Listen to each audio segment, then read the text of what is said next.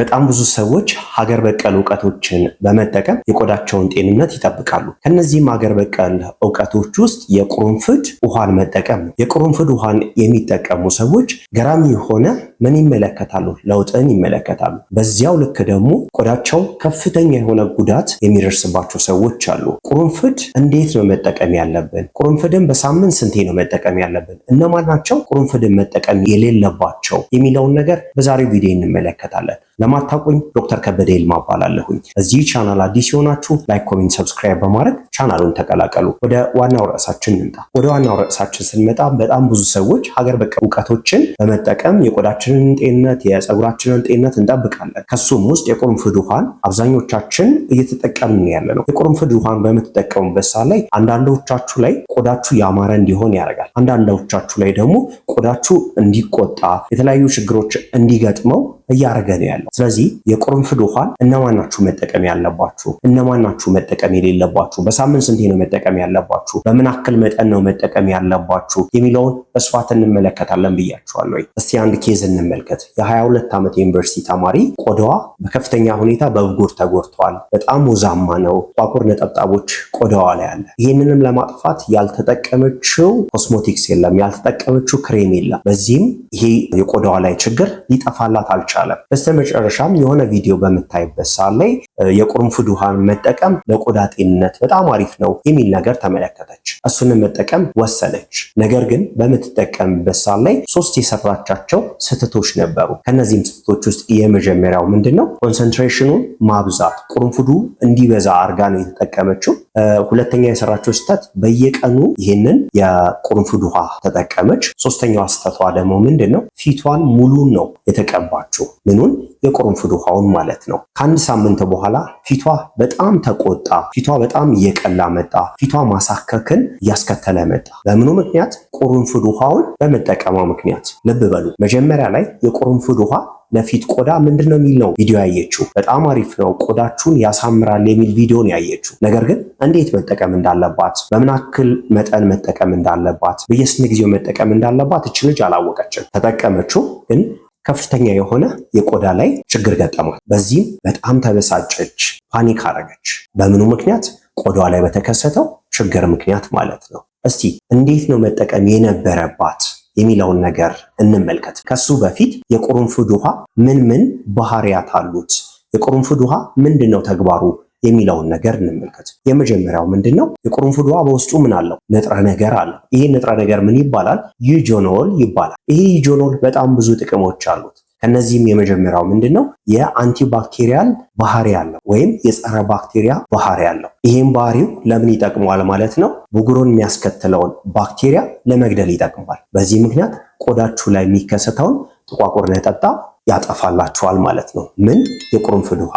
የቁርንፍድ ውሃ በውስጡ ምን አለው? ዩጆኖል የሚባል ንጥረ ነገር አለው። ይሄ ዩጆኖል የሚባል ንጥረ ነገር በጣም ብዙ ጥቅሞች አሉት። ከነዚህም ጥቅሞች ውስጥ የመጀመሪያው አንቲባክቴሪያል ፕሮፐርቲ አለው፣ የጸረ ባክቴሪያ ባህሪ ያለው ይሄ ዩጆኖል የምንለው ንጥረ ነገር ቁርንፍድ ውስጥ ያለው ማለት ነው። በዚህ ምክንያት ብጉርን የሚያስከትለውን ባክቴሪያ ምን ማድረግ ይችላል? መግደል ይችላል። ስለዚህ ብጉርን የሚያስከትለውን ባክቴሪያ ገደለ ማለት ብጉር አይከሰትም። ብጉር ካልተከሰተ ደግሞ ጥቋቁር ነጠብጣቦች አይኖሩም ማለት ነው። በዚህም ብጉር እየቀነሰ እንዲመጣ ያደርጋል። ሌላኛው ደግሞ ቆዳችሁ እንዳይቆጣ ማድረግ ይችላል ማለት ነው። ሁለተኛው የዩጆኖል ጥቅም ምንድነው? የአንቲ ኢንፍላማቶሪ ፕሮፐርቲ አለው። ይሄ ማለት ምን ማለት ነው? የጸረ ብግነት ባህሪ ያለው ማለት ነው። የጸረ ብግነት ባህሪ ያለው ምን በማድረጉ ምክንያት ነው? ሳይቶኪን የምንላቸውን ኢንፍላሜሽን ወይም ብግነትን የሚያስከትሉትን በመቀነስ ኢንፍላማቶሪ ማርከር የምንላቸው አሉ፣ ሌሎችም እነሱም በመቀነስ ቆዳ ላይ የሚከሰተውን ብግነት መቀነስ ይችላል። ይህንን ብግነት በመቀነሱ ምክንያት ቆዳ ላይ የሚከሰተው መቅላት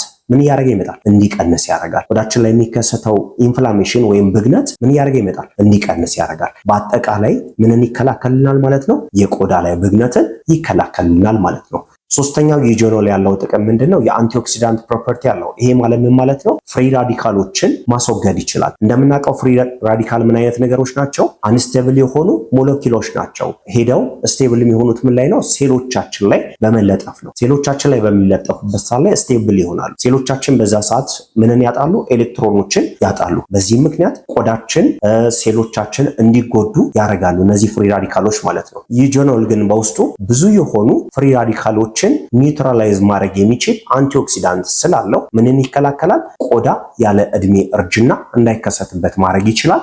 ቆዳችሁ ምን እንዲሆን ያደርጋል? ያማረ እንዲሆን ማድረግ ይችላል ማለት ነው። ማን? ዩጆኖል የምንለው ንጥረ ነገር ማለት ነው። አራተኛው ይሄ ዩጆኖል የሚሰጠው ጥቅም ምንድነው? ወዛማ የፊት ቆዳ ያላችሁ ሰዎች ይሄ ሴበም የምንለውን ቆዳችን ወዝ እንዲያመጣ የሚያደርገውን በብዙ እንዳይመረት ማድረግ ይችላል። በዚህ ምክንያት ቆዳችሁ ወዛማ የሆናችሁ ሰዎች ይሄ ወዙ እየቀነሰ እንዲመጣ ማድረግ ይችላል። ምን? ዩጆኖል የምንለው ንጥረ ነገር ማለት ነው። እነዚህ ከላይ የጠቀስናቸው አራት ባህሪያት ዩጆኖል በመኖሩ ምክንያት ቁርንፍድ ያለው ምንድነው ማለት ነው? ባህሪ ነው ማለት ነው። ቁርንፍድ በውስጡ ዩጆኖል አለው ብለናል። ቁርንፍድ ዩጆኖል በመኖሩ ምክንያት የሚሰጣቸውን ጥቅሞች ተመልክተናል። ቁርንፍድ የራሱ የሆነ ጉዳት አለው። መቼ? አጠቃቀሙን ካላወቃችሁት ማለት ነው። እነዚህ ጉዳቶች ምንድን ናቸው? ቆዳ እንዲያሳክክ የማረግ ባህሪ ያለው፣ ቆዳችሁ እንዲጎዳ የማረግ ባህሪ ያለው፣ ቆዳችሁ ላይ የተለያዩ ችግሮች እንዲከሰት የማረግ ባህሪ ያለው። መቼ? በስርዓቱ ካልተጠቀማችሁት ማለት ነው። ቀደም የተመለከትናት የ22 ዓመት ወጣት ብጉር አለባት ብለናል አይደለ? ከዛ ደግሞ ቆዳዋ ወዛማ ነው፣ ከዛ ጥቋቁር ነጠብጣቦች አለባት ብለናል። ነገር ግን ምን ውሃ ለመጠቀም ወስና ነበረ? የቁርንፍድ ውሃን ለመጠቀም ወስና ነበር። ወሰነች፣ መጠቀም ጀመረች። ግን የቆዳዋ ሁኔታ እየተባባሰ መጣ። የተባባሰው ለምንድን ነው የሚለውን ነገር እንመልከት። አንደኛው በየቀኑ ያንን የቁርንፍድ ውሃ መጠቀም ስለጀመረች ቆዳዋ ማሳከክ እንዲቆጣ የማረግ ባህሪ ያመጣ። ሌላኛው ነገር ደግሞ ምንድነው? ኮንሰንትሬሽኑን ወይም መጠኑን አላወቀችም። መጠኑን ባለማወቋ ምክንያት ቆዳ ላይ ከፍተኛ የሆነ ጉዳት ገጠማል። ስለዚህ መጠኑ ምን ያክል ነው የሚለውን ነገር እንመለከታለን። እንዴት ነው መጠቀም ያለብን የሚለውን ነገር ደግሞ ከዚህ በኋላ እንመለከታለን። እንዴት ነው መጠቀም ያለባችሁ? እስቲ እናንተ የቁርንፍድ ውሃን ስታዘጋጁ እንዴት ነው የምትጠቀሙት? ኮሜንት ቦክሱ ላይ አስቀምጡልኝ። እኔ እንዴት እንደምትጠቀሙ ልንገራችሁ። የመጀመሪያው የምታደርጉት ነገር ምንድነው? ከ3 እስከ 5 ፍሬ ቁርንፍድን መጠቀም አለባችሁ። ከዚህ መብለጥ የለበትም፣ ከዚህ ማነስ የለበትም። ከ3 እስከ 5 ፍሬ ማለት ነው። ይህን ቁርንፍድ የፈላ ውሃ ውስጥ ሊሆን ይችላል፣ ቀዝቃዛ ውሃ ውስጥ ከ3 እስከ 5 ፍሬ ብያችኋለሁ። እሱን እዛ ውስጥ ከታላችሁ። ከታችሁ ምን ያክል ውሃ ልጠቀም ልትሉ ትችላላችሁ። ውሃ የምትጠቀሙት ሳኒታይዘር የምንጠቀምባት ትንሿ ቃለች አይደለ? እሷን ሙሉ ውሃ ታረጉና ከ3 እስከ 5 ፍሬ ቁርንፍድ ታረጋላችሁ። ከዛ እዛ እንዲቆይ ታረጉታላችሁ። የተወሰነ ከቆየ በኋላ መጠቀም ትጀምራላችሁ። ነገር ግን ስትጠቀሙ መጀመሪያ ማድረግ ያለባችሁ ትንሽዬ የቆዳችሁን ክፍል ትቀቡታላችሁ። ትንሽዬ የቆዳችሁን ክፍል ቀብታችሁ ለምን አክል ጊዜ ነው የምትቆዩት? ለአንድ ቀን አክል። ያ የቀባችሁት ትንሽዬ የቆዳ ክፍላችሁ ላይ መቆጣት ካለ፣ መቅላት ካለ፣ ሌሎችንም የቆዳ ላይ ምልክቶች ከተመለከታችሁ በቶሎ ታቆማላችሁ። ነገር ግን ያንን ካልተመለከታችሁ የቀጣዩ ስቴፓችሁ ምንድነው? ቆዳችሁ ብጉር ያለበት ቦታ ላይ፣ ቆዳችሁ ጥቋቁር ነጠብጣብ ያለበት ቦታ ላይ፣ ቆዳችሁ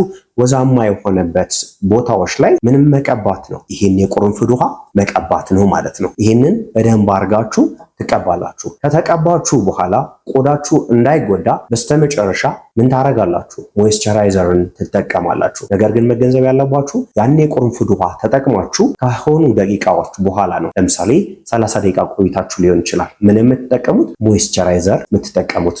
ለምን? ቆዳችሁ እንዳይጎዳ ማለት ነው። በሳምንት ስንቴ ነው መጠቀም ያለባችሁ? ቀደም የተመለከትናት ልጅ በየቀኑ ነበር አይደል የምትጠቀመው። ለዛም ቆዳዋ ላይ ከፍተኛ የሆኑ ጉዳቶች ገጥሟት ነበር። ነገር ግን እናንተ ስትጠቀሙ ከ2 እስከ 3 ጊዜ ብቻ ነው በሳምንት ውስጥ መጠቀም ያለባችሁ። ለምን? የቆዳችሁን ጉዳት ለመቀነስ ማለት ነው። ቀደም የተመለከትናት ብጉር ያለባት ልጅ፣ ፊቷ ወዛማ የሆነችዋ ልጅ፣ ጥቋቁር ነጠብጣብ ያላት ልጅ ቀደም የጠቀስኩላችሁ አጠቃቀሞች አሉ አይደለ? ቁርንፍድ መጠኑ ሳይበዛ መጠቀም ያለብን መጀመሪያ ትንሽዬ ቆዳ ክፍላችን ላይ መቀባት እንዳለብን፣ ከዛ ደግሞ በሳምንት ከ2 እስከ 3 ጊዜ መጠቀም እንዳለብን ነው አይደል የተመለከትነው። እነዚህን ነገሮች የቅድሟ ልጅ ካስተካከለች ከ2 እስከ 3 ሳምንት ባለው ምኑ ይቀንስላታል? ብጉሩ ይቀንስላታል። ቆዳ ላይ መቆጣቱ ይቀንስላታል። ወዛማ የሆነው ፊቷ ምን እየሆነ ይመጣል? ወዙ እየቀነሰ እንዲመጣ ያደርጋል። መቼ? በአግባቡ ስለተጠቀመችው፣ በአግባቡ ከተጠቀመችው ማለት ነው። ማን ነው መጠቀም ያለበት? የቁርንፍድ ውሃን መጠቀም የሌለባቸው እነማን ናቸው የሚለውን እንመልከት። የመጀመሪያው እነማን ናቸው? ቆዳቸው ምን የሆነ በጣም ሴንሲቲቭ የሆነ። ቀደምም ብያቸዋለሁ። የቁርንፍድ ውሃን ከመጠቀማችሁ በፊት ትንሽዬ ቆዳችሁ ላይ ሞክሩ ብያችኋለሁ አይደለ? እሱን ከሞከራችሁ በኋላ ቆዳችሁ ሴንሲቲቭ ካልሆነ ነው ምን የምትጠቀሙት የቁርንፍድ ውሃን የምትጠቀሙት ማለት ነው። ሌላ የቁርንፍድ ውሃን መጠቀም የሌለባቸው እነማን ናቸው? የቆዳ አስም ያለባቸው፣ የቆዳ ኢንፌክሽን ያለባቸው፣ ቆዳቸው የተሰባበረ ሰዎች ምን አይጠቀሙ? የቁርንፍድ ውሃን አይጠቀሙም ማለት ነው። እነዚህ ሰዎች ከተጠቀሙ የቆዳ ጉዳታቸውን ምን እያደረጉት ይሄዳሉ? እያባባሱት ይሄዳሉ ማለት ነው። በዛሬው ቪዲዮ ስለምንድነው የተመለከትነው? ስለ ቁርንፍድ ውሃ ተመልክተናል። ቁርንፍድ ውሃ የሚሰጠንን የቆዳ ላይ ጥቅሞች ተመልክተናል። ቁርንፍድ ውሃ ስንጠቀም ደግሞ ምንሰራቸውን ስህተቶች ተመልክተናል። ያችንም ልጅ አስታወሳችኋት አይደለ? የቁርንፍድ ውሃን እየተጠቀመች ግን የቆዳ ችግሯ እየተባባሰ ነው የመጣው። ስለዚህ የቁርንፍድ ውሃን እንዴት መጠቀም እንዳለባችሁ ተመልክተናል። የቁርንፍድ ውሃን መጠቀም የሌለባቸው እነማን ናቸው የሚሉትንም ተመልክተናል። ጥሩ መረጃም እንዳገኛችሁ ተስፋ አደርጋለሁ። ይሄ ቪዲዮ ቁርንፍድ ውሃ ለሚጠቀሙ ሰዎች ይጠቅማቸዋል። ስለዚህ ከእናንተ የሚጠበቀው ምንድነው? ሼር ማድረግ ነው። እናንተም ቪዲዮውን እያያችሁ ያላችሁ ሰዎች ሰብስክራይብ ካላረጋችሁ ሰብስክራይብ አድርጉ። ይጠቅማችኋል። በጣም ጠቃሚ የጤና መረጃዎች ዩቲዩብ ቻናል ላይ ያሉ ሌሎችንም ከዚህ በኋላ ብዙ ለእናንተ የሚጠቅሙትን እሰራላችኋለሁ። ስለዚህ ሰብስክራይብ አድርጉ። አብራችሁኝ ስለነበራችሁ ከልብ አመሰግናለሁ። ሰላም ቆዩልኝ። ሰላማችሁ ይብዛ።